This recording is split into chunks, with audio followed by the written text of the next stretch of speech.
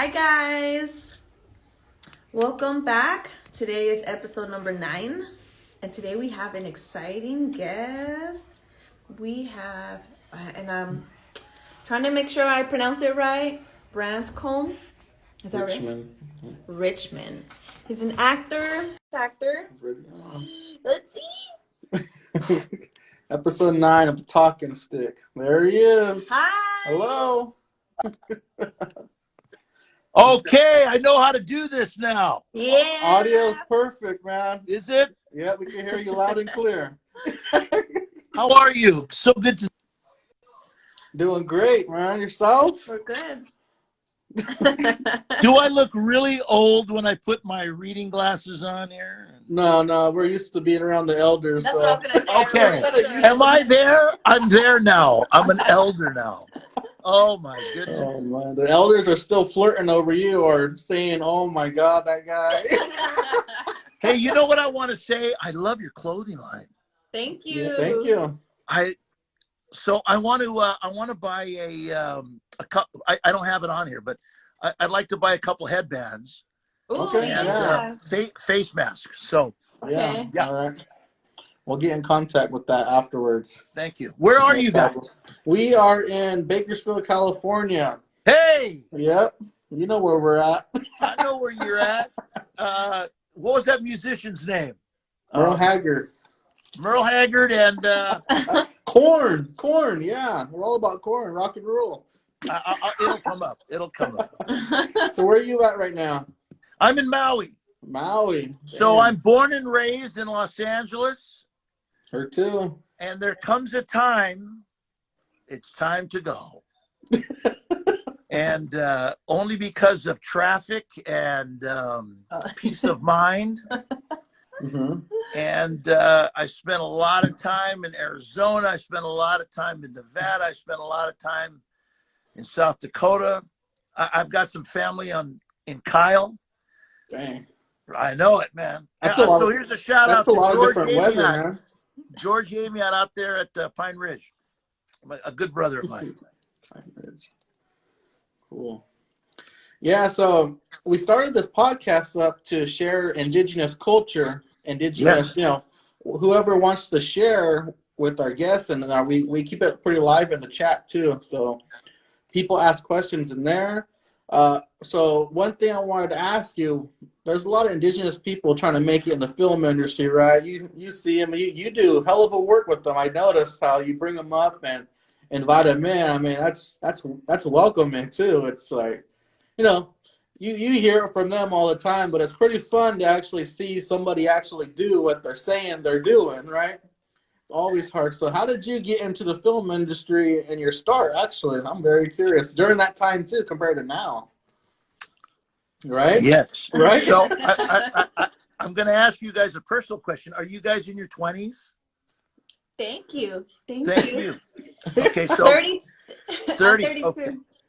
So, but this one. I'm 28, so yeah. Oh my God. Yeah. I got Rob the cavities cradle. We older always than joke you. about that. I've got cavities older than you. How did I get started? So listen, I had a father, God bless his soul, who. So let me tell you my nationality. So I'm Hawaiian, Tahitian, French, English, Aleut Native American, Spanish. And I had a father that came as an immigrant to the United States. And in those days, the film industry was young, and you had to sing, you had to dance, you had to act, you had to fall down, you had to be able to do stuff, ride a horse. And so when you have a relative in the industry, you get a first chance and a second look. Right. Meaning whoever got you in, that's the bar, right? You got to at least get there. And then you got to exceed it. So my father was 40 when I was born. My mother was 26. And we were people of color in the industry that didn't really have that, unless it was a specific reason. cowboys and Indians, right? Mm. That was how that whole thing kind of started, and big extravaganza films with Polynesians in it.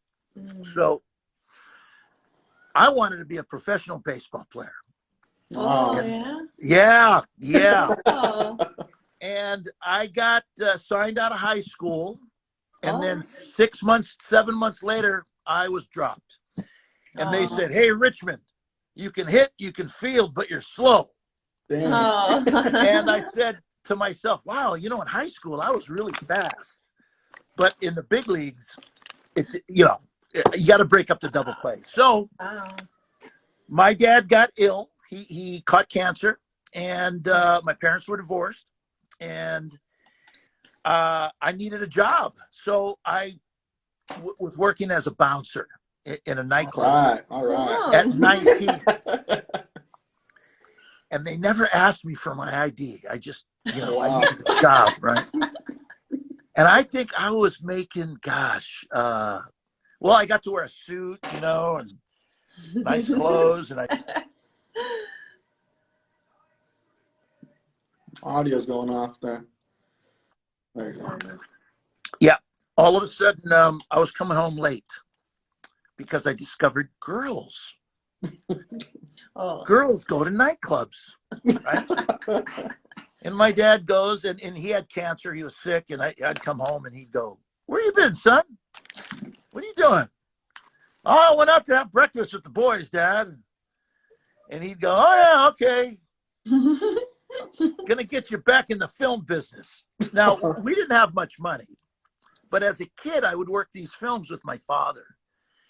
And then when you make 12, you don't look 12. You kind of look whatever. And I started growing a little hair on my right here. And so I started working extra in the film business. And if someone says, "How do I get involved in the film business?" If you start at the bottom and you pay attention and you're looking around, you're going to see a lot of things, because it's an army. This is a team sport. You got a guy doing sound, you got a guy doing camera, you got a girl doing makeup, you got somebody doing wardrobe, you got someone doing set dressing, you got someone doing the props. If we're doing a scene and I'm supposed to hold these in my hand, that guy makes sure I'm holding these in my right hand. And then you got a script supervisor who says, "Make sure you say these lines, and if you fudge them a little bit, it's the same direction of what you're saying." And then there's drivers, and then there's guys taking care of there's all kinds of people. Wow. Yeah. So an interesting thing happened to me. There was a thing called affirmative action, and it was early in the 70s, way before your time. And I'll be totally honest with you. If it wasn't for the Black stunt community, myself, a gentleman by the name of Tommy Rosales, and a girl named Donnie Garrett may not have gotten the shot that we got in 74. And the reason I say this is, I'll say this, and this is not anything, "Hey, how you doing? Hey, how you doing?" This is Jackson. "Hey, Jackson." He's always on. He loves being on. All right. He's been so calm right now. This is how you get started right here. This is how you get started right here. Being an extra, I was watching the stunt guys, okay? And I thought to myself, wow, I could do that, right? When you sit around, you look around, yeah, I could start a clothing company, right? Yeah. And you go, wow, I can do that. So there was a stunt guy, and the stunt double for an actor by the name of Gregory Ciara didn't show up yet. And they were getting to the scene. And I was standing in for this guy, Gregory Ciara. He goes, "Hey, Richmond, get over here. You're Leo's kid, right?" I go, "Yeah." He goes, "You're going to run in front of the stampede of horses. You got that?" God, yeah. "Got it." "Can you do that?" "Got it." "Action." I haul. I'm running. Cut. Richmond, the camera's got to see you, the cattle, together. You can't go, and then all of a sudden the cattle go. We got to hold you guys. Don't worry. these are motion picture cattle. They're not going to run you over. And I thought to myself, what does that mean? You know, how does that work? That's what I'm thinking right now, too. Yeah. And he said, they're afraid of you as you're afraid of them. And I've got 10 wranglers behind them pushing those cattle to stay in a line. And you're just going to go. So I did it. And the guy said, hey, congratulations. You just made $160. Right? Mm-hmm. And I know, hello. And I was, extra work was $32.50 or something like that, whatever it was. And now the light bulb went off. It said, if I could make this money every day, and my goal was to make 20 grand, right? I might make 20 grand. Okay. So I'm going to back up a little bit. Where do stunt coordinators come from? They come from the circus, and they come from the circus, and they come from the rodeo. That's where they came from in the very beginning. Before car work, before learning to slide cars, because race car drivers are taught to keep the car on the track. They're not taught to break it loose and let it go, right? Okay, so most of those guys have a European background, so they're Caucasian guys. Okay. One thing real quick, keep in mind 20 grand in 1974 is 113K in today's world. Really? Yeah, I just looked it up right now. Well, yeah. I know, right? Yeah, go for it. Yeah, come on, man, make 20 grand. I was collecting bottles and all that kind of stuff. In those days, you only could turn in pop bottles. You couldn't turn in aluminum. There was no aluminum cans. Yeah. So back to how I got started. So these stunt guys were Caucasian guys. And when affirmative action came in, the federal government said, hey, you guys got to hire 18% people that are minorities. So people of color, females, people that are handicapped, you know. That was the thing. It was all through the business. The gate guard, the truck driver, the person in the cafeteria, wardrobe, it went all through the business. So in the stunt industry, which I kind of thought, man, if I could make this money every day, I could really, you know, I wanted a brand new car. I never got it till in my 50s, but anyway, it doesn't matter. So what's important is that that people don't read me wrong, is that there was a unfamiliar characteristic between people that of color and females and the people who were in charge of giving the work, which were from the circus and from the rodeo. There wasn't really a cross of people of color. So, and I'm not getting political, I'm just trying to say this. As time went on, it was easier for them to know a Branscombe type who qualified to get in and do the stunt job than it was to take a person that was a black person. And during the 70s, we were just getting out of this whole problem of civil rights and everything else like that. So I was at the right place at the right time.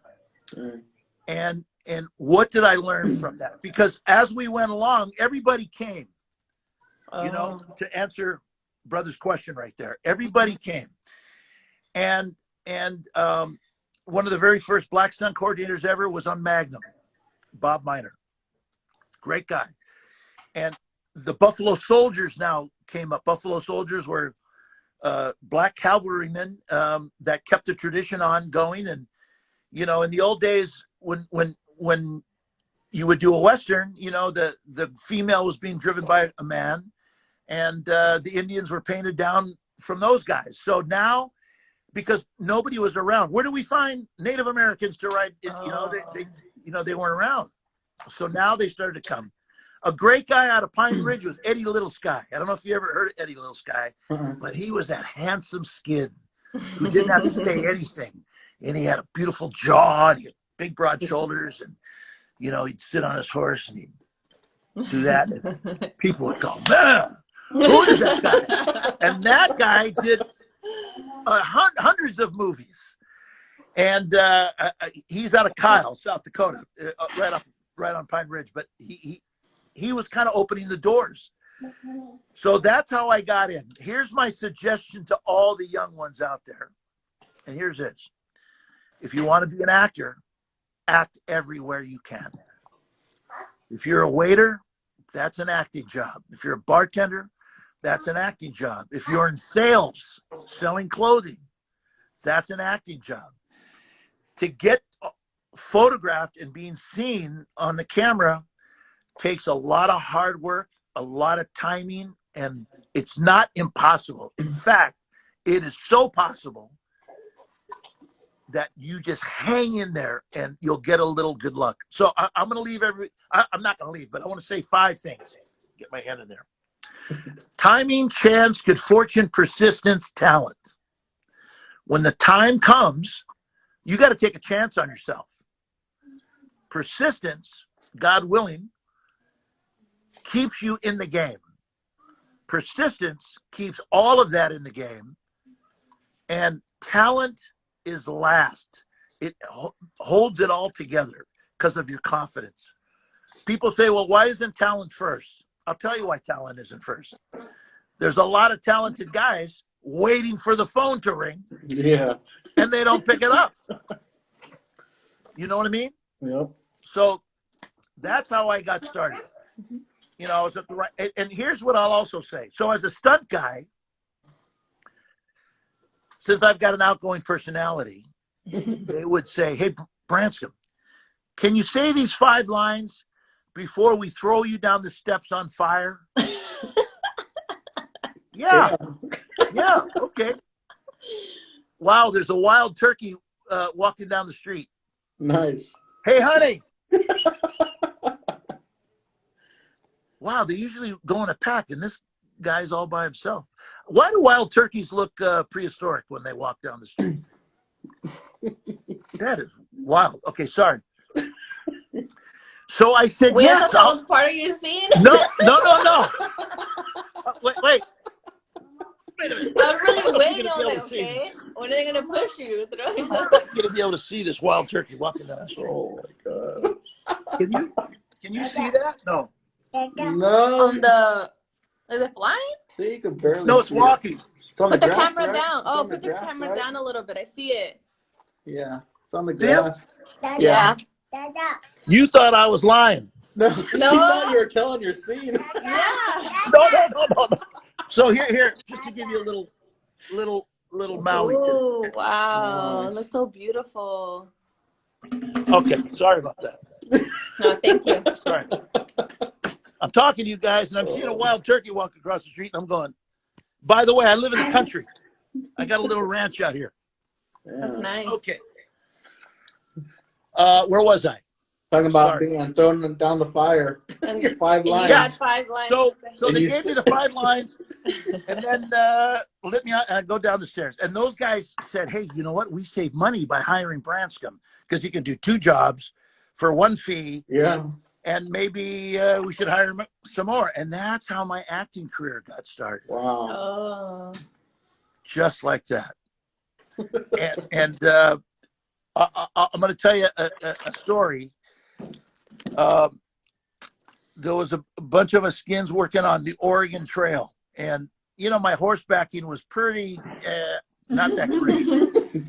But some of these other guys were really good. And I fell off, broke 3 ribs. And one of the other guys, his name was Richard Duran. God bless his soul. He's gone. Richard said, you told those guys you could ride a horse. You can't ride. And he just laid into me. And he goes, come down to my place on the weekend. I'm going to teach you how to ride. And that's how those things happen. You got to bring people with you because show business is a team sport. And if you form a team of people you love and trust and are good people, that's what happens. So I've always advocated for that. Yeah. Yeah. Yeah. That was a funny story, man. Yeah, sorry. So listen, I want to tell you about a Native American project that we have out right now. It's called Blackwater. Everybody out there, wow, it's powerful. And I won't give away everything, but it's written and directed by a guy named Boise Escara. He's from the Parker, Arizona res.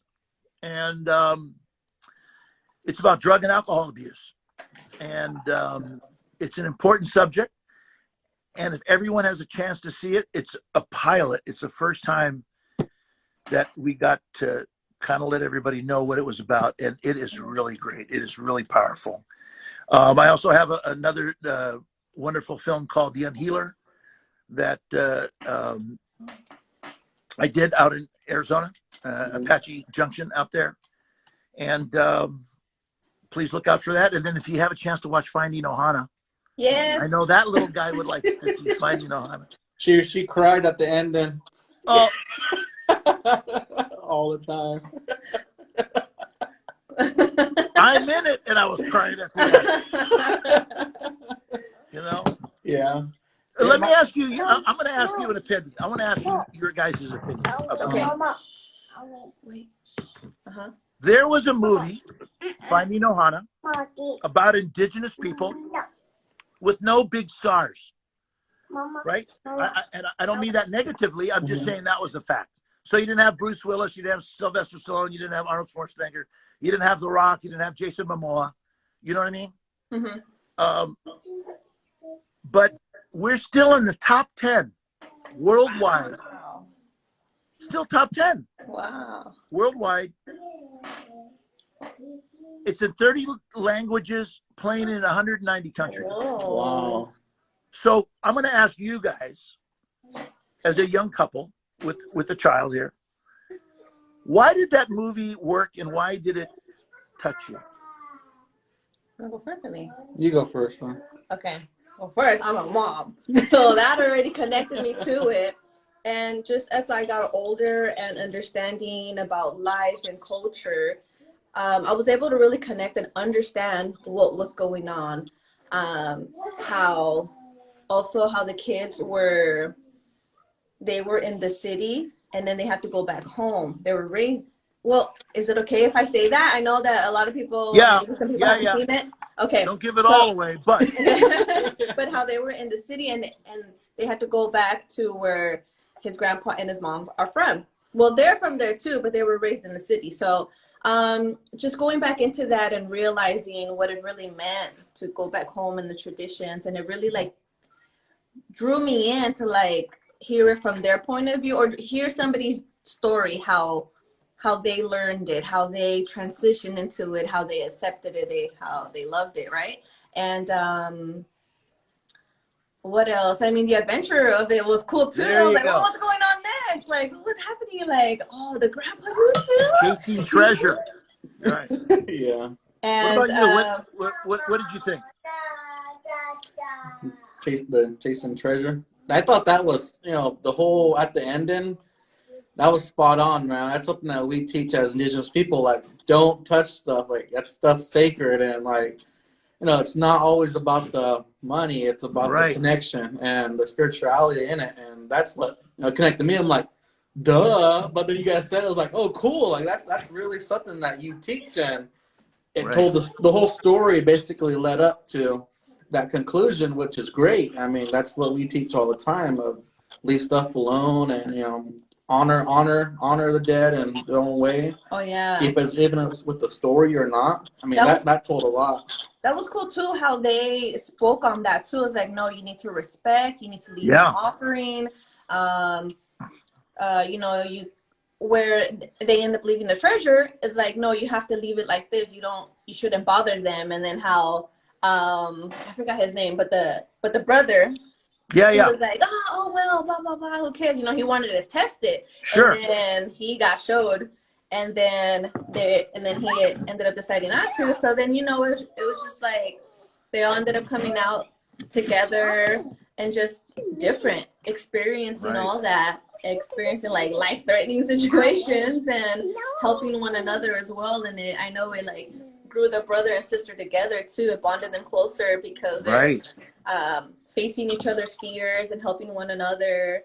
And then the grandpa being in the hospital trying to save the house, and the mom being all worried like where they're at, and then they're worried about my phone is in the mix of all that. Right. So well, I'll tell you what's really makes me feel good. I'll tell you what, and it's interesting. So that was in 30 languages, right? So let's just say it was in Farsi, which is Iraq and Iran. Mm-hmm. It was in French. It's in Mandarin, right? Yeah. It's Japanese. It's in Spanish for all the folks in South America and other countries. And they tuned into that movie. Do you know what I mean? Yeah. It wasn't Fast and Furious. It wasn't the Rock movie. It was a little movie that touched a heartstring. And that's what I'm really proud about. Because when we were making the movie, and I wasn't the first choice to play the grandfather. And, Really? And You did so good. Thank you. And I had a lucky star, right? I had a lucky star. And I got it. But when you're doing the movie, you didn't know how special it really was. Right? You're doing it, you're getting a paycheck, got to pay some bills. That's awesome. Yeah. And I got to work with some young kids that are up and coming, and I love that. And then all of a sudden you saw the movie and you go, oh, this is something really special. You know, people are tagging it as a classic already. And I'm going, what? Wow. What? So I look forward to doing all kinds of films, but man, these Indigenous ones are really special to my heart. You know, now that I'm an elder, I can still see turkeys going down the street. I thought of like, damn, he's got good eyesight. I know. It's like, what? What is that? One thing I liked in the movie was the big old Spam bricks when she was driving. That was funny. Oh, yeah. I caught that. I was like, damn. Grandpa got Spam at home like nothing. Well, you know, Grandpa wanted some fried meat, red meat and fried bread, so we had to go Spam. It was all right. That's what I noticed. So exactly how do I get those beautiful? So now hold on. I'm learning how to use Instagram, number one. And okay. There's a guy out there named Kavika Hoke. Thank you, Kavika Hoke, for setting this up because, you know. Thank you. Thank you. I grew up in a house where they had the dial phone on the wall. Oh, damn. And it was on your way in and on your way out. It wasn't in the house. And when the phone rang, the dogs barked. Right? Yeah. And that's how you knew. The dogs were outside. How they knew the phone was ringing, they'd hear it and they'd start barking. I don't think dogs bark at phones now. That's crazy. No, they don't hear it. It's on silent. Or Speaking of that, like, yeah. They're outside, that's why. Well, no, our dogs were outside, but they would outside. Yeah, they would bark because the phone was right on the door as you walked down. Yeah. And you know that you had a little screen door that had holes in it and all that kind of stuff, and kind of go off like that. But you know, to just get up the subject, what a beautiful line of clothing you have. Thank you. Are you selling just online, or are you selling? You know, tell me. Okay, so we used to set up at powwows. We Right. would have a little booth, and that's how we started off first. Because, you know, we just wanted to get out there, connect with people, have them see it, try it on, and just get that connection going. And plus, we were always at powwows. So that was where we wanted to start it off. Anyways, we wanted to make clothing that was modern, that was able to be worn outside of powwows, but that were mainly appropriate and still culture while you're dancing or just being at powwows. So that's why we started it there. And then with the pandemic, luckily we had our website already set up, so we just went straight to website now. Beautiful.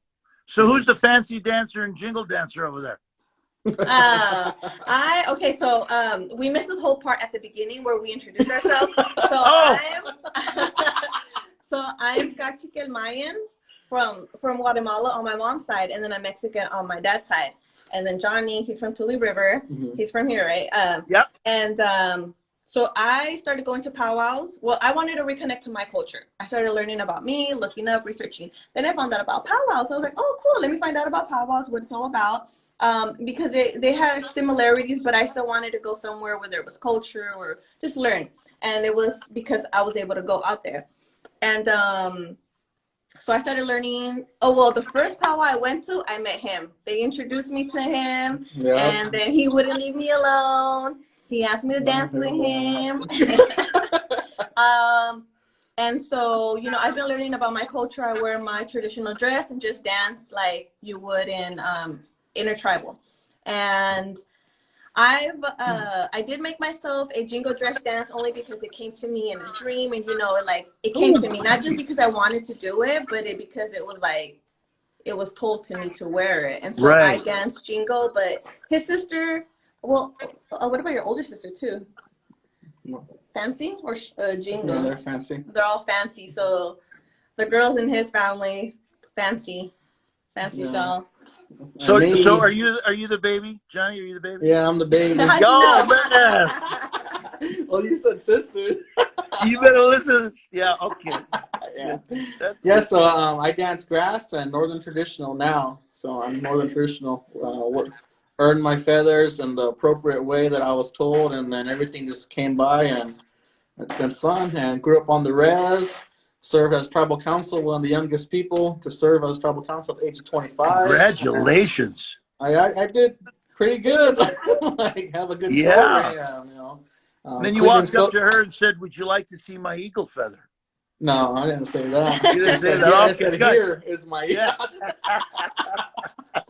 But yeah, I'm being clean and sober my whole life, so I always teach that to the kids and educate the kids, and bachelor's degree in business management, and start this whole thing up. And yeah, so fantastic. I don't like to say all this stuff because it sounds like I'm bragging. And No, but it is important. That, you know? But I'm just like, hey, Indian country, Polynesian country, indigenous countries need really good leadership.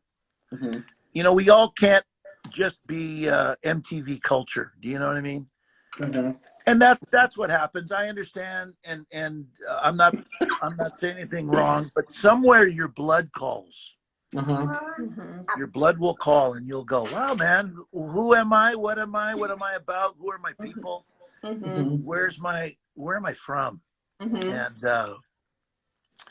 you know, so I grew up in a Jewish neighborhood of Los Angeles, and my father always kept telling me, pounding me, you know, your uncle was this, and your grandfather was this, and your great grandfather was, and after a while, it's like, stop already, right? And then when he's gone, you got all that knowledge, and you're going, man, I'm sure glad he told me. Yeah. Right?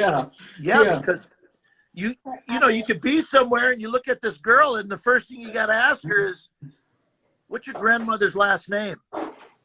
Right? You know, indigenous cultures, you better find out to make sure that's not your cousin. You see my shirt? It says "Not Your Cousin" I have online. Yeah. And on the back it says "After Dark." You know about that.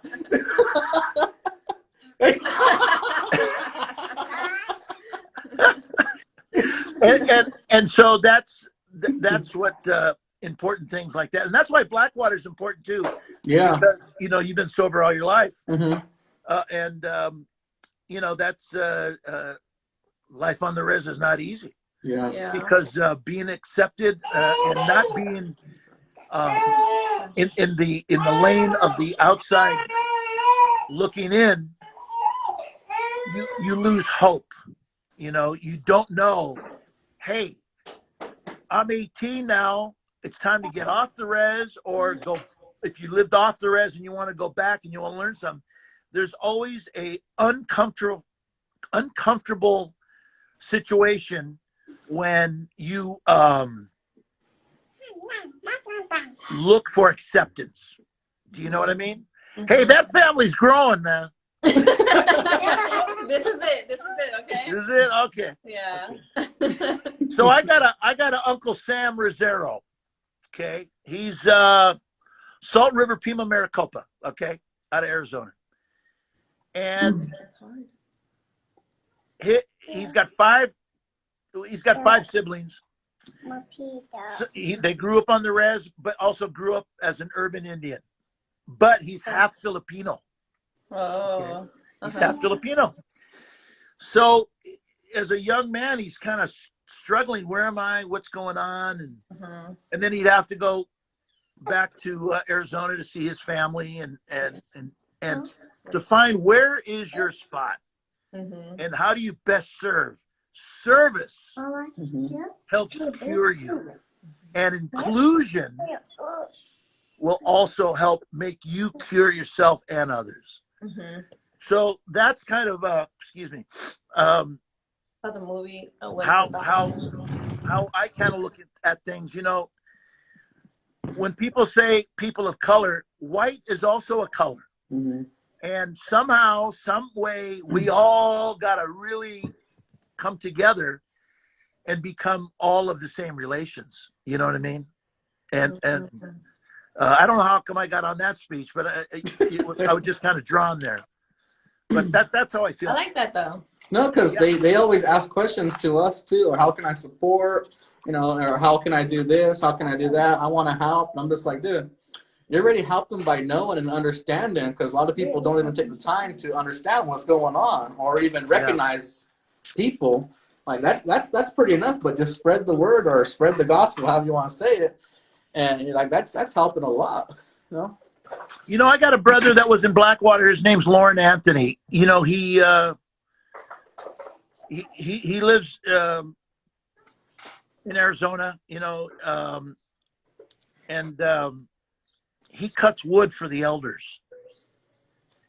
And that's his service. That's how he keeps sober. Is that he just loves cutting cords and cords and cords. And I did a movie in Chinle, down in the river, right in there with Eddie Spears, and we enjoyed it. And Russell Means was in the movie, and I can see how the elders love a nice little simple way of life, and a fire is their life support. So I'd love you to meet Lauren Anthony. I'd like him to be on your show. Yeah, throw him in. And Boise as well. I'll get these guys on. These guys on with you. Yeah. So he's Dene, and he's out there servicing, and he's great. He's great. You know, they got hit hard by the COVID, so yeah. A couple of his family members passed on, but that was that. You got any questions for me? Yeah, man. Just how did you take that stigma in Blackwater too? But outside of it, that stigma of, you know, the Indians always being the drunk and all that. How did you take that stigma out of, you know, the character or out of the perspective, and how do you teach that to somebody who always thinks that? You know. Well, Boise comes from that world. So I got a call. This guy is doing a pilot. When you read the script, it's a short little first episode. And I said, okay. And my agent said, you know, there's very little money, but will you read it? I read it and I was blown away. I was going, man. I called my agent. I said, I want to talk to this guy. I want to talk to him. So he says, well, that's kind of maybe not appropriate. I go, well, listen, to Indigenous people, it's important to speak to each other. Hell yeah. It's not about, here's the paper, read the paper, and I read your paper, and now you read my text, and I read your email. No, man, let's just talk to each other. So my agent says, I'll set up the call. Now, you know, he's going to be on the call listening on the other side. And that's cool. And Boise had had his representatives on the phone call, a female. So we get on, and he didn't say much, right? He goes, "Hey, how you doing?" Go, "Hey, brother, where you from, man?" He goes, "Oh, Parker." "Oh, okay. You Dene?" And he goes, "Part, yeah." "Tell me about yourself." And he hesitated, right? I'm sure he did one of these, like, "Should I tell him everything?" Yeah. Right? I said, "First of all, this is you and me talking, man. Tell me about yourself." And he told me, he said the struggles that he had living on the res, just trying to, and then one day he had a physical ailment from his abuse. And the doctor said to him, "One more time, and I can't save you." Wow. There's all kinds of stuff going on in there. You're not going to, Yeah. we can't patch it up. We can't cut it out. We can't, whatever it is. It's because in the middle of this, and you're out like this, something's going boom, boom, boom, and it pops and you're gone. So he had support of his res. And the res said, "Boise, what do you want to do, man?" He said, "I want to make movies."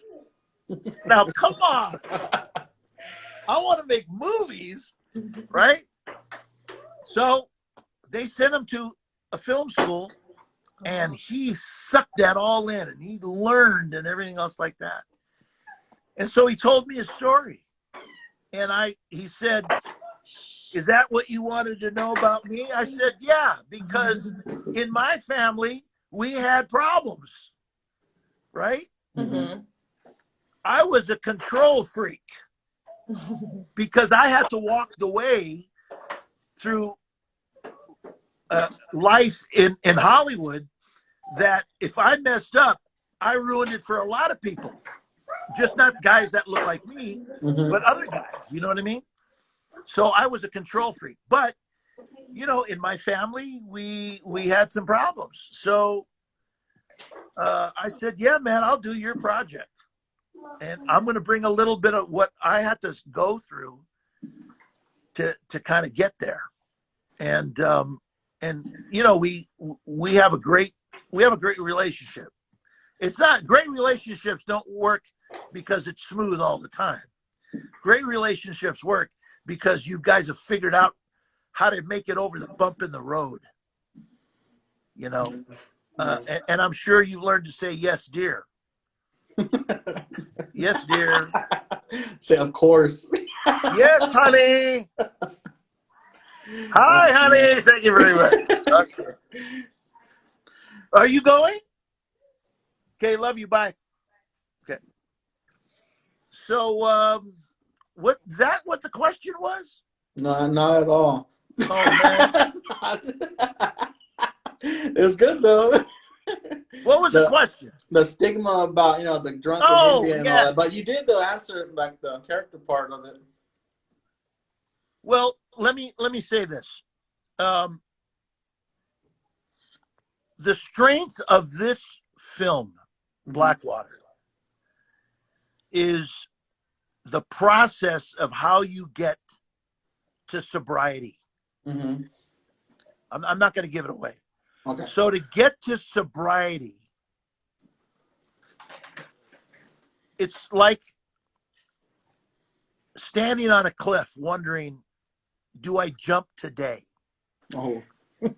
Right? Yeah. Or do I look at the sky and say, "God, family, elders, are you covering me? Am I covered?" And you walk away from that cliff. And that day, you're not jumping. But in an addiction lifestyle, that's how you wake up every morning. Do I jump today? Yeah. And I think Boise was writing from his experiences to also other people that he knew on the res, because addiction is just not alcohol or drugs. Yeah. There's many addictions, and that's what you find in Blackwater. Nice. and you meet some great characters, all great actors, all native people. You know, if you ever saw Powwow Highway, Gary Farmer's in there, man. Yeah, everybody knows him. Yeah. And Gary is a trip, I'll tell you. I love all those guys, you know, and Gary is good people. So anyway. Yeah. Wow. I hope that's the answer. Yeah, that was good though. Good analogy too. But yeah, one thing too that we like to share, our first guest said it right. You know, we don't want to hoard the information. We want to share the information because a lot of the young people, you know, they're grabbing a lot of, you know, everything on the social media itself or the platform is developing and everybody sees stuff, and the young generations coming up, they have something to go to, something to watch like this. Hey, I'm watching Grandpa right now in 20 years, you know, something like that. It's heartening, great Grandpa. It's heartening too, and capturing these moments too is something that, you know, I wanted to share and develop something like this, not only to just keep, but also to look back on and did I keep my word or whatever too, you know. Right. Right. Yeah, so more of a thank you for sharing. No, thank you for having me. Yeah, it's been great and fun, and it's a lot of words, you know, that people could grab on and, you know, hold on to. Not just our viewers, but other people that come on later on or join us, our own clothing line, join us on the way on this red road too that we're trying to follow the red road, man. Yep, trying to carry. Especially during this COVID pandemic, man, people being home, and there's a lot of content out there, and there's a lot of non-content too that they could do on their own. You know? Sure. Just everything, you know, we share in this, people like and enjoy here in Indigenous culture, Indigenous side, and being live from Hawaii right now. That's amazing. There's turkeys in Hawaii. Yeah. How's there turkeys in Hawaii? You know what we have? We have an indigenous owl here. Oh. Which, you know, to some people may say, oh, it's bad luck. But in this culture here, it is an amakua. An amakua is your, it's like your clan. Okay. You know, when someone says, hey, what clan are you, man? Yeah. Mm-hmm. So naturally, you know, if you're from Turtle River, you're Turtle Clan, and here that's an amakua. Owl's an amakua. The shark is an amakua, and it's all good, and that's the beauty. You know, it's all good, and you know, the youth here is finding its way. It's drifting.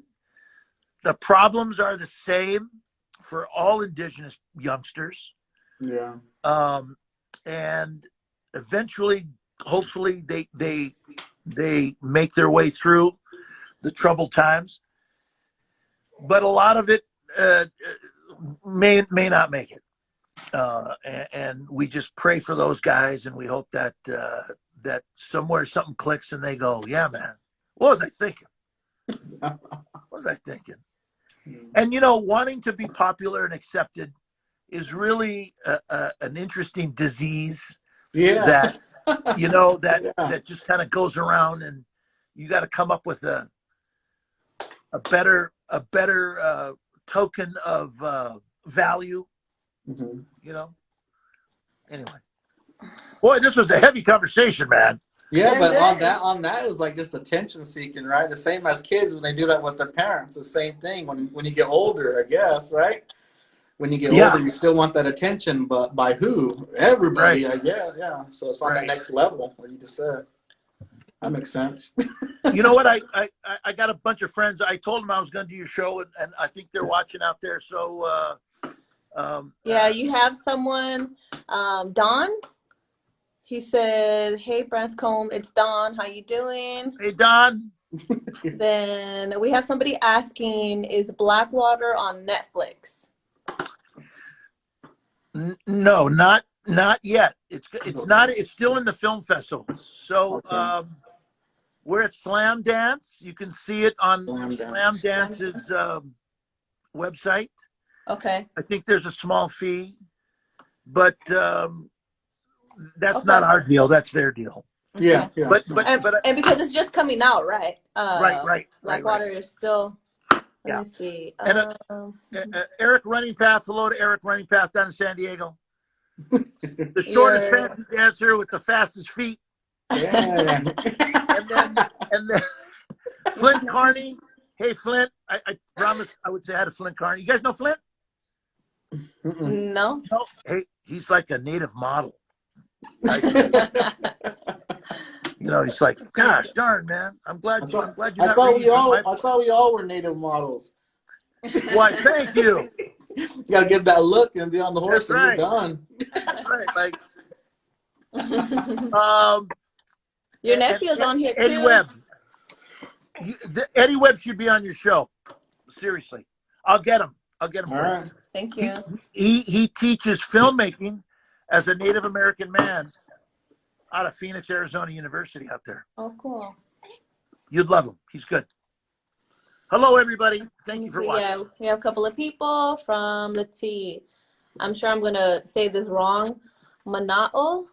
Oh, I got it right. And then we have, let's see. So Mana'o would mean your spirit inside. Mana'o. Let me share my Mana'o with you. Oh, cool. There you go. Yeah. Okay, let me see. Just looking through the comments, what That's people okay. have written. I was thinking, how the heck you made those two little things on top of your head? I was just wondering how you did it. You just gotta wind them up. You gotta get a big chunk, but yeah. You're almost there. I was thinking, hey, do I need to dye my roots for this interview? Damn. No. Oh, heck. Like a natural. Just throw in the charcoal like that. Yeah. Wash it off. After the fire is gone, that's how you do it. That's it. The old trick right there. We have a lot of people. Let's see. Tyler Perone is on here. Hi, Tyler. Tyler. We have a bunch of people that have watched Finding Ohana. They loved it. They cried too. See, congratulations. Let's see. My boy, the bar mechanic song. Yay. Let's see. Finding Ohana is on Netflix. Yes. It's a must watch, everybody. The movie that I came off and seen you as and kind of took off from there was the Scorpion King, man. We saw it last night. Did we were trying to you? watch it. The kids didn't let us. I was young then. Yeah. How many years ago was that? Was that over 20? Yeah, almost 20 years, yeah. 20. Yeah, I told my sister we're gonna have you on the show. She's like, "Hey, Scorpion King." I'm like, "Oh yeah, he was." Dang. Well, Kelly who plays my daughter. Is in That was Scorpion cool King. to see too. Yeah, that's good. Well, she's also. Did you ever see Harley Davidson and the Marlboro Man? I don't think so, no. No. Okay, you got to see that. Harley Davidson, what? You got to send over your list, man. Harley, movies IMDb.com's got all my stuff. Okay. So I got over 400 hours of television and over 100 motion pictures. So no, your list of movies we need to watch. Your recommendation. Sorry. Well, you're gonna love Harley Davidson and the Marlboro Man. Okay, let me see if I can get it. Don Johnson and Mickey Rourke. You're gonna love it. Mickey Rourke. Mickey Rourke. Okay.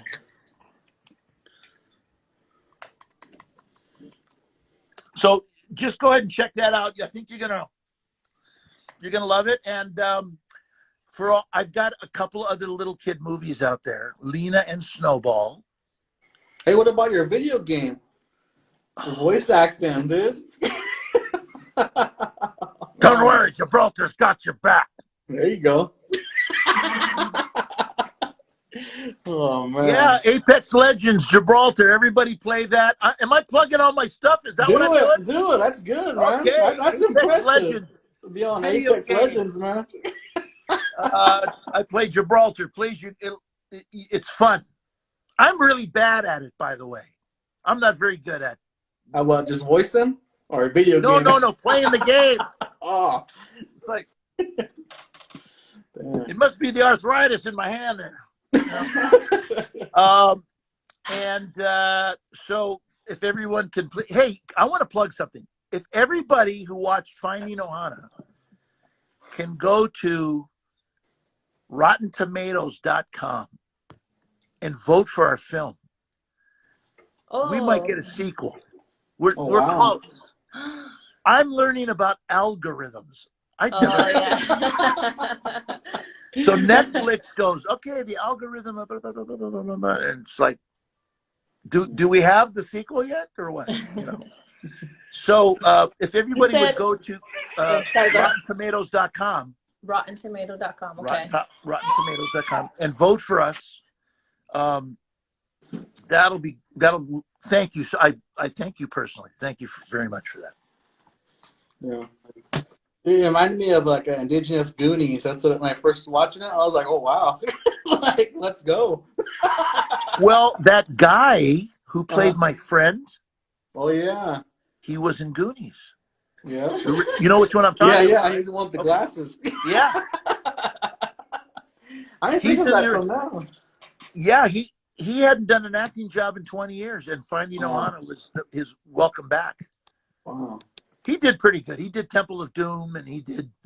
That's pretty cool, though. When you think about it. Yeah, isn't that great? Yeah. Wow. You know how we said, I said Yanessa's going to be like the little girl? Oh, yeah. She said our daughter's going to be like the girl in the movie. All tomboy type and all. Don't sneak up on me like that. You never sneak up on a New Yorker. That was a funny line. I'm going to punch you out. That was funny. Oh, man. Yeah.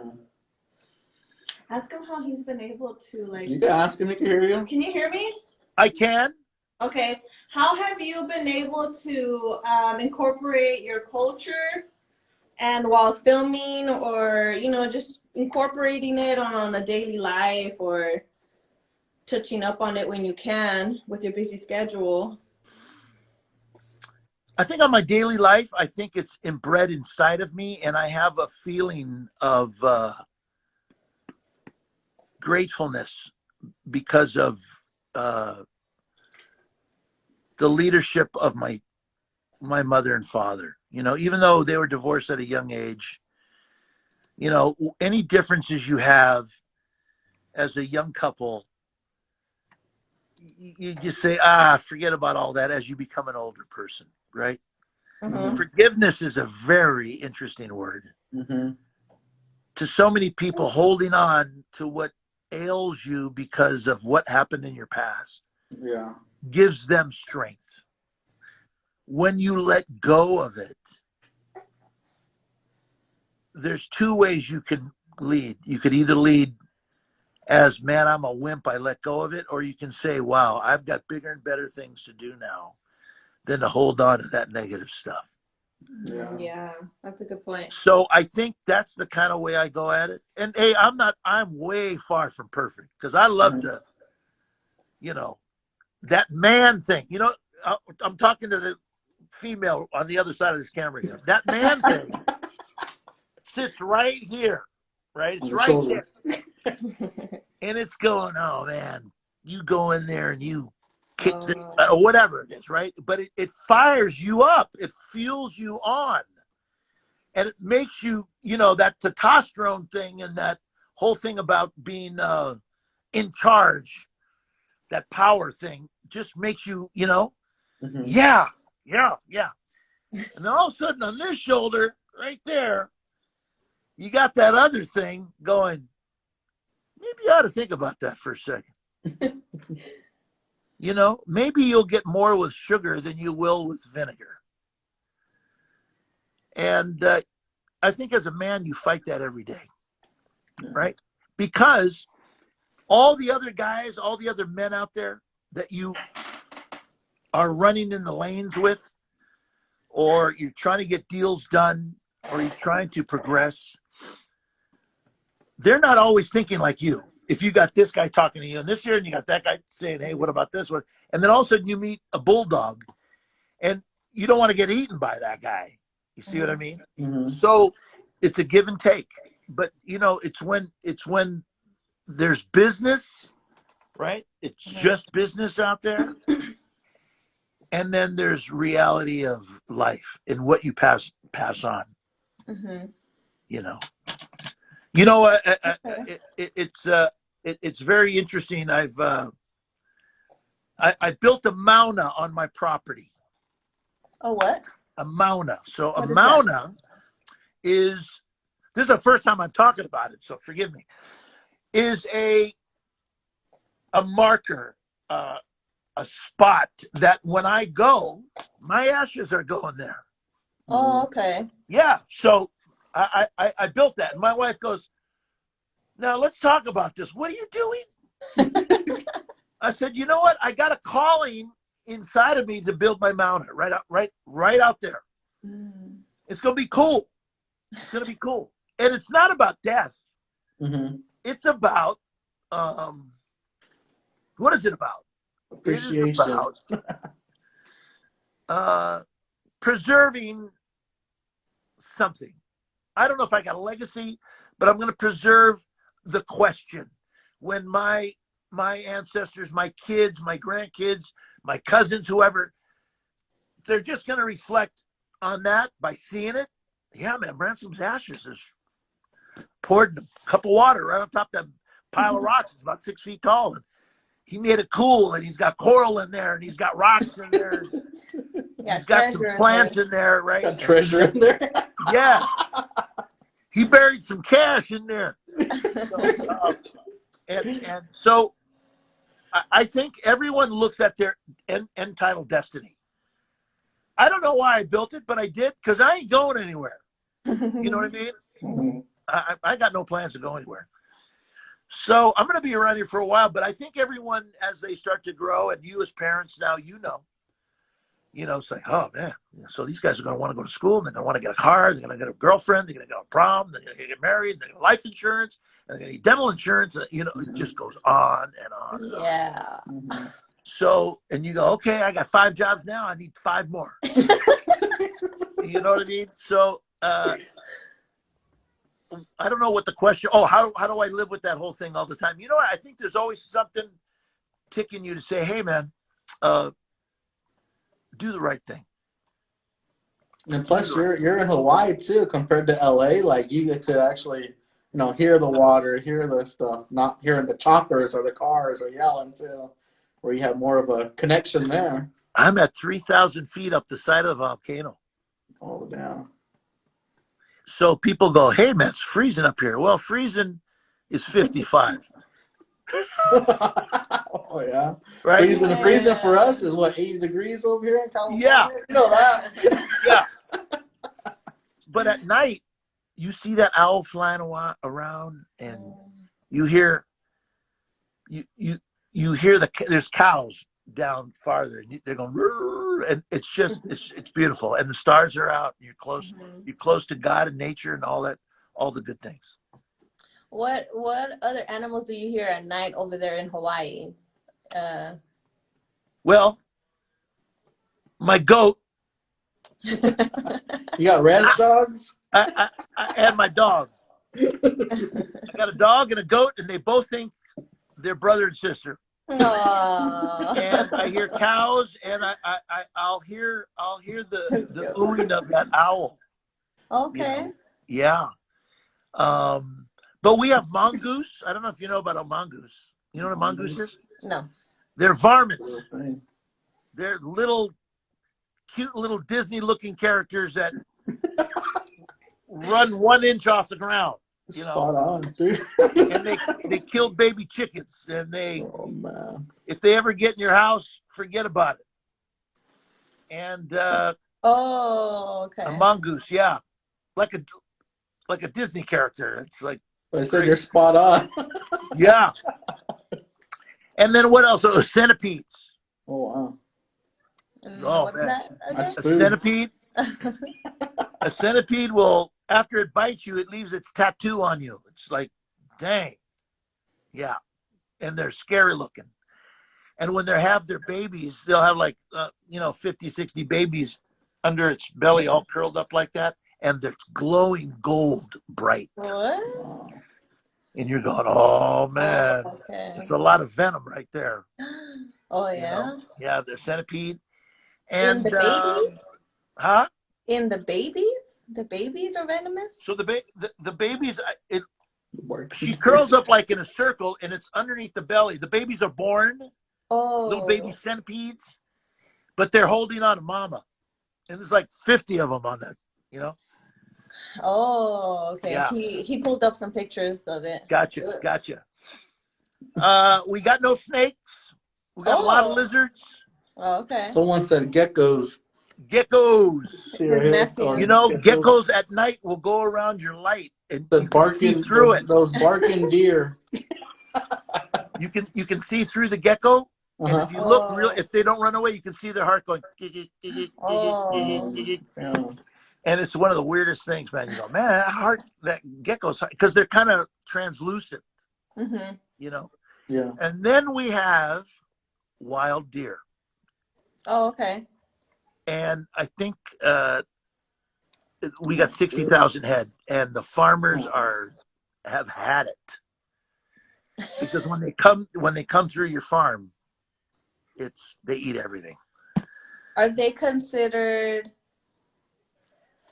I mean, I Yes, know they're wild, they're not indigenous species to here. No, right. But I'm thinking like, okay, because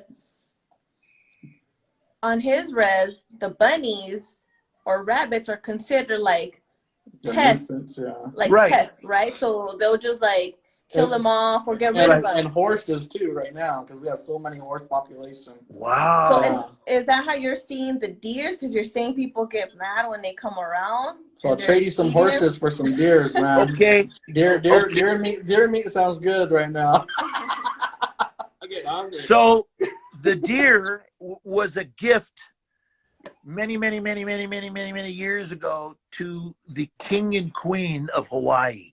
Wow, and it just took off like that. Dang. It did. Wow. I think it came from the king and queen of Japan, and they got deer on their own property. I might be wrong. Forgive me if anybody's listening, but this is what I think it is. And when they gave them a pair, they brought it to Maui and let it go. Well, 60,000 head later, damn. And it's constantly being thinned out, right? Damn. So it's not 60,000 head. No one's been thinning them out. It's been thinned out for years, man, and it's still 60,000. Now here's the interesting problem. I'm daydreaming over here, man. You've got 5-star resorts at the bottom near the ocean, and they survive on tourism. Well, their properties are beautiful, and the deer are going in there, and everything's bald, right? And they only come at night. Oh, perfect. Yeah. So here I got bananas, papayas, and mangoes, and passion fruit, and grow it down there. And grew a couple coconut trees, and no coconuts yet. But when it was dry, oh man, the deer were just killing they ate 6 mango trees. When you said dry, I'm like jerky. I'm over here thinking about food. Right. So anyway, make a long story short. Oh man, there was an order. I'm hungry, man. That they're asking the federal government to come help thin because the herds are in the mountains. You can't even get to them. And then at night they come out and they eat everything, and then they go back. But right now everything's green and there's food everywhere. So they're fine. It's when it gets dry. Yeah. So they're fine. You hear them at night. The males do a bark. They do? Yeah. They go, whoop, whoop. And that's the male telling the females, I'm over here. Don't go over there. Because, Papa Richmond's over there with his BB gun. I got a BB gun. I just scare him away. Damn, man. Yeah. What are you doing? I don't know. I need your help. Let's rack it up, man. Let's go, Get it man. going. Have a contest. I do all my hunting at Costco. Oh, man. I'm going to take some Navajos down there, or Danae's down there with me. There you go. Some cousins with me. Let's go. Well, it's been a pleasure to visit with you. And what I'd like to know is, if I may, I'd like to have Boise and Lauren and some of the cast members give you guys a call, if that's okay. Yeah, and be on your show. Give them my number and we'll go over it real quick. Okay. Yeah. They would love to. Appreciate and love I that. appreciate you guys. You're a very lovely couple, and have many babies. No. Okay. That's enough per cat babies right now. You just said we have to worry about medical bills, boyfriends and girlfriends, and all that stuff. I ain't gonna add more of that on me now. In me. And you got some double extra large T-shirts in your. We go up to 5X Indian size. You know that 5X. I'm going double. 6X actually. And you know what? I love your masks. Woo! Thank you. They look good. Mm-hmm. Oh, good job. Much love. Thank you. And I hope to be friends and see you again. Yes. Whenever we plan on going to Hawaii, I'm gonna hit you up. Come on. Whenever you see that deer, you say, "This one's for Johnny," and just take it. Come on, Johnny, get him over here, man. They're not. You know what? I'm gonna tell you. I'll tell you one quick story. One night I pull in and I see 50 eyeballs. So that's got to be 25 deer down there, right? Yeah. And I drive down in my truck at the bottom of the property because I can see them. They all scatter except for one. And it's a female, and she's eating my tree, just eating away. Looks at me, just kept on eating, didn't move. Dang. I said, dang. Yeah. You like it here. You've been here before. And I'm thinking, she's probably been here since she's been a kid, right? Yeah. Because this is a pretty good sized deer. And we have access deer. We don't have mule deer. They're different. They're not as big as a mule deer. They're kind of smaller, and they got the white spots on their butt and stuff like that. And but she didn't move. So I guess I'm a deer feeder or something like that. Deer gatherer. I'm a deer gatherer. Many blessings to you. Thank you so much for having me on, and it's been a pleasure. Thank you too. Thank you for we'll get in contact with you too with the headbands and face mask after. Yeah, get you done. Right on. All right. Thank you again. Bye. See you later. Bye-bye. Bye. Now I got to find that button. Where's that button? I got you. You got? Yeah. Thank you guys for joining us. Hope you liked it. Close it out. Thank you guys again for tuning in on The Talking Stick. Today was episode 9. And that's it. Yeah, this one was fun. It was funny. All right. Have a good day. Bye.